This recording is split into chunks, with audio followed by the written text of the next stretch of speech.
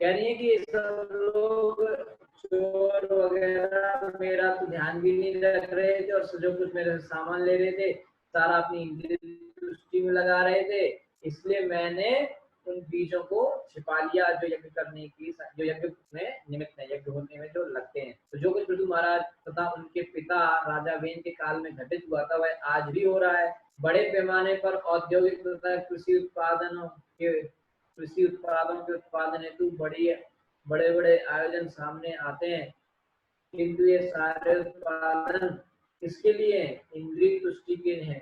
अतः उत्पादन क्षमता होते हुए भी अभाव छाया रहता है, क्योंकि संसार चोरों से भरा पड़ा है। ठीक है, चोरी भूते शब्द इस बात का सूचक है कि जनता चोर वृत्ति पर उतर आई है, सब चोर हो गए हैं सब जनता में। वैदिक ज्ञान के अनुसार मनुष्य तभी चोर बनते हैं जब वे इंद्रिय तृप्ति हेतु आर्थिक विकास की योजनाएं बनाते हैं। भगवत गीता में बताया गया है कि यदि कोई यज्ञ किए बिना अर्थात भगवान को अर्पित किए बिना अन्न खाता है तो चोर है, जो भगवान को भोग नहीं लगाता है और ऐसे ही खा लेता चोर है और दंडनीय है।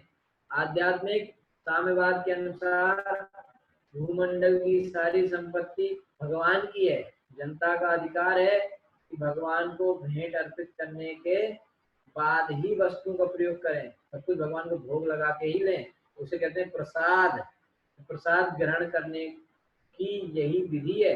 जब तक कोई इस विधि से प्रसाद ग्रहण नहीं करता तो निश्चित रूप से चोर है। यह राजाओं तथा लोकपालों का कर्तव्य है कि ऐसे चोरों को दंड दें और विश्व का उत्तम रीति से पालन करें।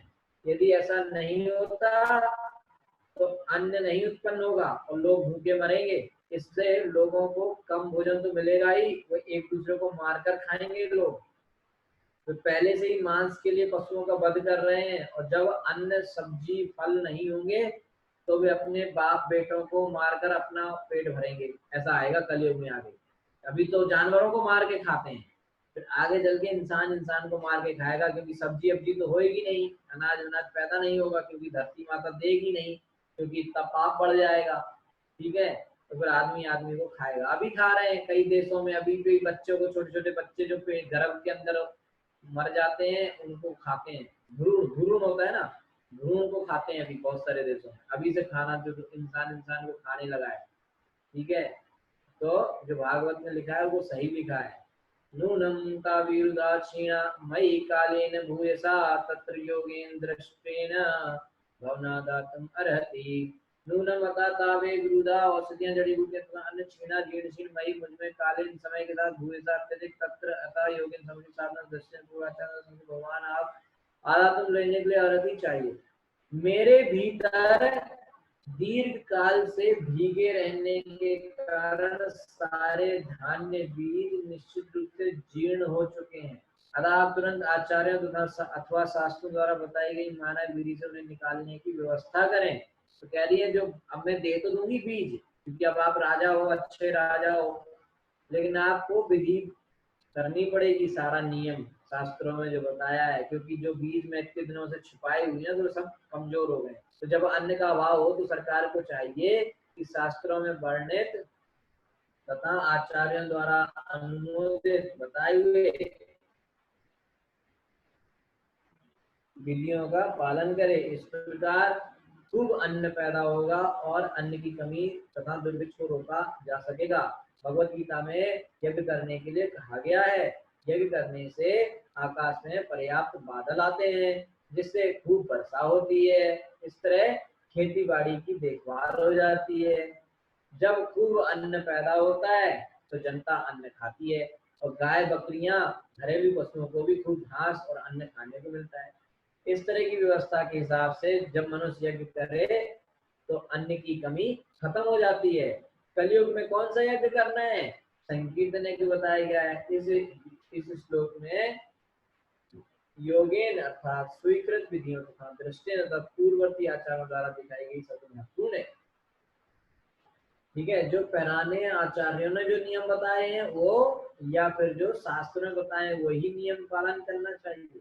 यदि कोई ये सोचता है कि आधुनिक यंत्रों जैसे ट्रैक्टर से खेती होती ना है, मशीन और ट्रैक्टर के द्वारा खूब अन्न पैदा कर सकते हैं, तो ये गलत बात है, ये उनकी भूल है। यदि कोई रेगिस्तान में जाए और ट्रैक्टर चलाए तो अन्न पैदा नहीं होगा। हम नाना प्रकार की विधियां अपना सकते हैं, किंतु ये जानना बहुत ही जरूरी है कि यदि यज्ञ नहीं किए जाएंगे तो पृथ्वी धीरे धीरे अन्न पैदा करना बंद कर देगी। अभी तो थोड़ा बहुत भक्त लोग संकीर्तन करते रहते हैं, इसलिए थोड़ा बहुत अन्न पैदा हो रहा है, ठीक है। क्योंकि पृथ्वी ने पहले ही बता दिया है कि अभक्त लोग अन्न का उपयोग कर रहे हैं, इसलिए उसने यज्ञ के लिए अन्न सुरक्षित कर रखा है।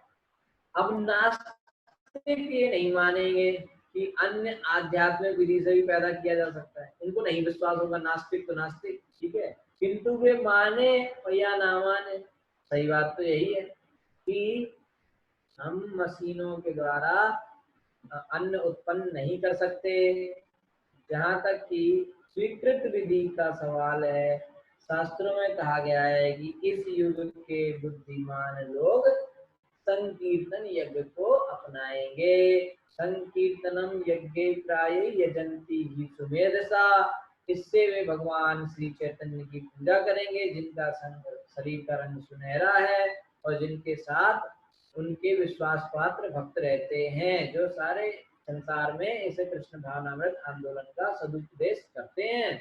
ओके, कृष्ण वर्णम तुझे कृष्ण सांगोपांगस्त पार्षदम यज्ञ संकीर्तन प्राय यजंते ही सुमेधसा।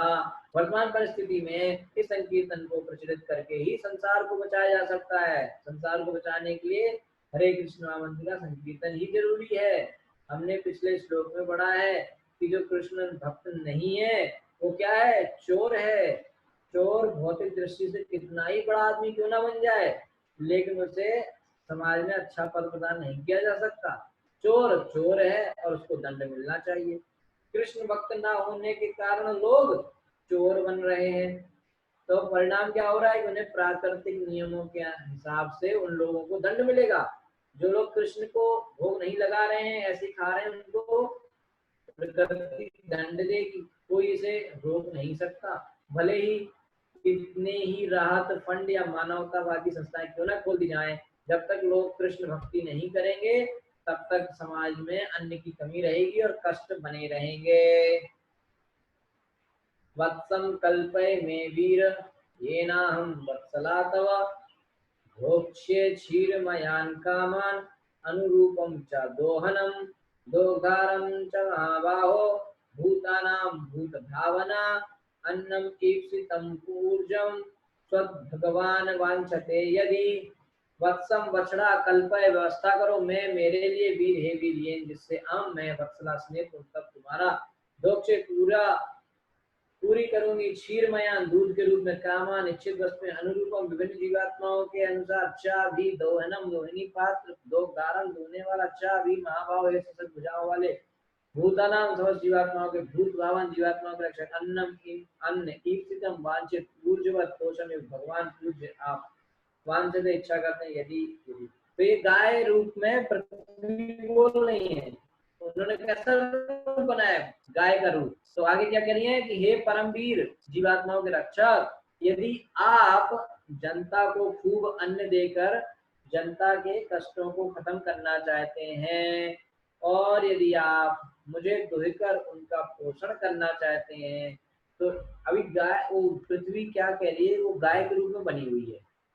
तो कह रही है कि पृथ्वी महाराज की समस्या थी कि जनता को खाना वाना नहीं मिल रहा था, ठीक है।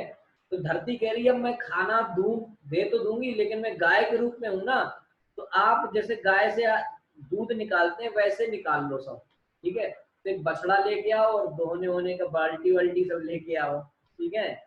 तो कह रहे हैं कि इसके लिए आपको एक बछड़ा चाहिए और दूध रखने के लिए एक बाल्टी की व्यवस्था करनी पड़ेगी, साथ ही दोहने वाले और दूध निकालेगा कौन, उसका भी व्यवस्था करना पड़ेगा। चूंकि मैं अपने बछड़े के प्रति अत्यंत वत्सला हूँ, अतः मुझसे दूध प्राप्त करने की आपकी मनोकामना पूरी हो जाएगी, ठीक है। जब बछड़ा आ जाएगा, जब गाय के पास बछड़ा आ जाता है तभी दूध देती है वो, ठीक है। तो वो कह रही है कि मैं गाय के रूप में हूँ और आपको दूध के रूप में सब अन्न फल फूल सब व्यवस्था चाहिए धरती पर रहने की, नहीं तो लोग मर जाएंगे। तो मैं गाय के रूप में सब दूध के रूप में आपको सब दे दूंगी, लेकिन उसके लिए एक बछड़ा लाओ और जिसमें सामान रखोगे वो बाल्टी लेके आओ, दूध निकालने वाला लेकर आओ, बिल्कुल वैसे होने वाला है। तो गाय दूहने के लिए उत्तम आदेश है। गाय के लिए सर्वप्रथम बछड़ा चाहिए, जिसके स्नेह से गाय स्वेच्छा से अधिक दूध दे सकेगी। इसके साथ ही पटु दुहने वाला, मतलब अच्छे से दोहने वाला, और दूध रखने के लिए एक बाल्टी दोहनी भी होनी चाहिए। जिस प्रकार गाय बछड़े के प्रति वत्सल हुए बिना अधिक दूध नहीं दे सकती, उसी प्रकार पृथ्वी भी कृष्ण भक्तों के प्रति वत्सल हुए बिना प्रचुर अन्न उत्पन्न नहीं कर सकती। तो धरती, जब तक धरती पर कृष्ण भक्त नहीं होंगे, धरती अन्न नहीं देगी।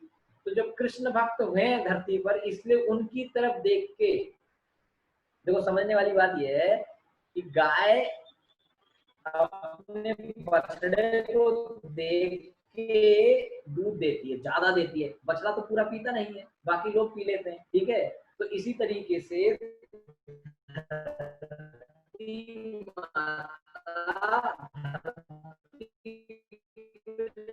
कृष्ण भक्त है ना, उनको देख के कि इन कृष्ण भक्तों को तो चाहिए, तो उनके ऊपर दया करके प्रेम, वो कृष्ण भक्त आते हैं, बाकी लोग तो अभी धरा, कृष्ण भक्तों के प्रति प्रेम से वत्सल हुए बिना अन्न पैदा नहीं करेगी। तो कृष्ण भक्त होना जरूरी है। यद्यपि गो रूप में पृथ्वी को अलंकार किया गया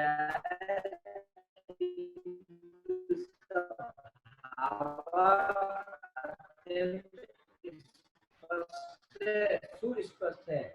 जिस प्रकार बछड़ा गाय से दूध निकलवा सकता है, उसी जब सम्मिलित हैं पृथ्वी से, तभी अपना अपना भोजन ना हो, जैसा कि पहले कहा जा चुका है। अगर लोग भक्त होंगे तो ज्यादा मिलेगा पृथ्वी की तरफ से, और भक्त नहीं होंगे तो कुछ नहीं मिलेगा। जब मानव समाज असत अथवा कृष्ण चेतना शून्य हो जाता है, तो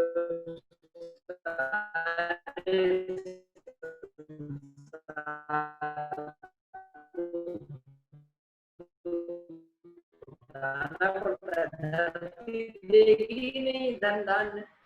वो गाना था ना, मेरे देश धरती जब तक कृष्ण भक्त नहीं होंगे कुछ नहीं देती, तो धरती नहीं देती है। भक्त होते हैं ज्यादा तो देती है। मनुष्य, यदि मनुष्य सदाचरण करे तो पशुओं को भी पर्याप्त भोजन मिलेगा और वे सुखी रहेंगे। ईश्वर विहीन मानव, भक्ति न करने वाले लोग, पशुओं को सुरक्षा तथा उनके भोजन के लिए अपने कर्तव्य को न समझकर अन्य के अभाव की पूर्ति के लिए उनका वध करता है। इस प्रकार कोई भी सुखी नहीं रहता, और इसकी वर्तमान दशा का यही कारण।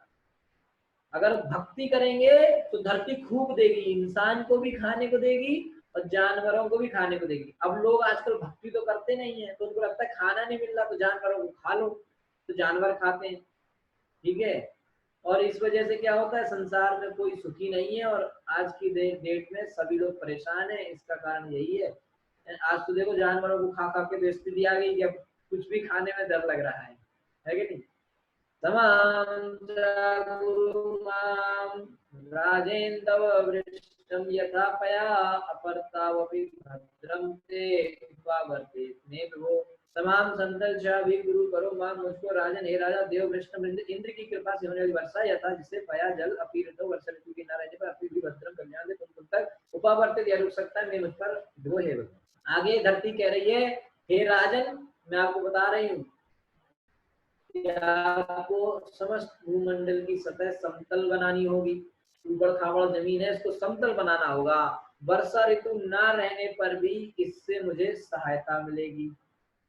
राजा इंद्र की कृपा से वर्षा होती है, इससे वर्षा का जल भूमंडल पर टिका रहेगा।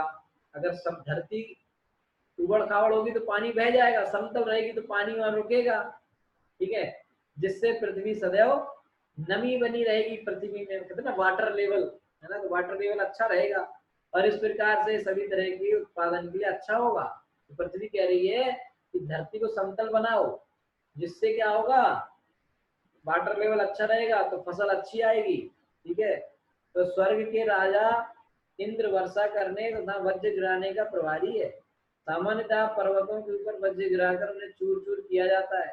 ये प्रस्तर खंड कालांतर में फैल जाते हैं और पृथ्वी की सतह कृषि योग्य हो जाती है।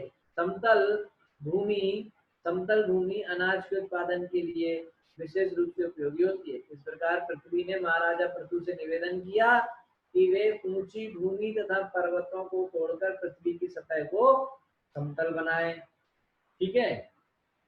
बहुत अच्छा। तो ये है 18वां अध्याय, जिसमें हमने अभी 11 श्लोक तक बात करी है। 11 श्लोक में धरती माता पृथु महाराज को ये तरीका बता रही है कि कैसे दूध निकालना है धरती से, दोहन कैसे करना है। ठीक है, अब जो है 12 से 28 में दोहन होगा।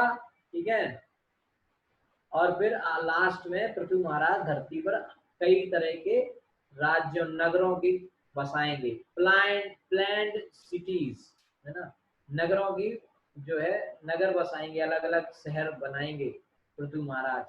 ठीक है, तो उसकी चर्चा हम कल करेंगे। 7 बज चुका है, किसी का कोई बहुत ही जल्दी कोई प्रश्न है तो आप पूछ सकते हैं। पुनीत प्रभु आप जो है बाकी लोगों को बोल दीजिए कि 7 बजे से जो जपा की क्लास है, जिसको ज्वाइन करना है वो ज्वाइन कर सकते हैं। 7 अभी 2 अगर एक प्रश्न होगा तो मैं उसका उत्तर दूंगा, नहीं तो 7 बजे से जपा का क्लास चालू करेंगे। हरे कृष्णा। ग्रंथराज श्रीमद् भागवतम की जय, श्रील प्रभुपाद की जय। किसी का कोई प्रश्न है क्या? अनम्यूट कर दो आप। प्रश्न नहीं है इसका मतलब है सबको सब समझ में आ चुका है। बहुत अच्छा, हरे कृष्णा। है क्या?